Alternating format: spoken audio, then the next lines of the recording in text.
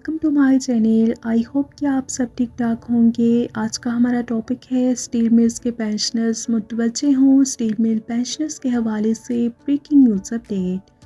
Topic के जाने बढ़ने से पहले आपसे रिक्वेस्ट करते हैं कि अगर आप चैनल पर नए हैं तो चैनल को सब्सक्राइब कर लें ताकि सरकारी मुलाजमीन और पेंशनर्स के हवाले से आने वाली हर न्यूज़ अपडेट से आपको बाखबर रखा जा सके।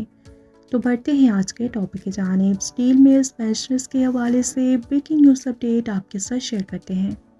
स्टील मिल्स के रिटायर्ड मुलाजिम ने भी सदारती इलेक्शन के लिए कागजात नामजदगी जमा करा दिए।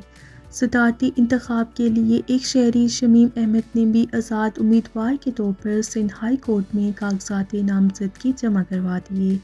शमीम अहमद स्टील मिल का रिटायर्ड मुलाजिम है और इस मौके पर chief justice Sindh high court ने सवाल किया कि क्या आपको कागजाती नामजदगी जमा कराने का तरीक़ाकार मालूम है।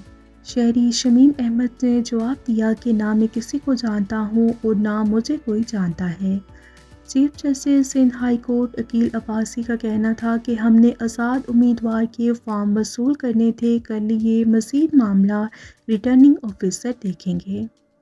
ये थी स्टील मिल्स पेंशनर्स के हवाले से ब्रेकिंग न्यूज़ अपडेट जो कि आपके साथ शेयर की गई। वीडियो को लाइक और शेयर कर लीजिए। अगर आप चैनल पर नए हैं तो चैनल को सब्सक्राइब कर लें। मिलते हैं नेक्स्ट वीडियो में, तब तक के लिए टेक केयर, अल्लाह हाफिज़, अल्लाह निगहबान।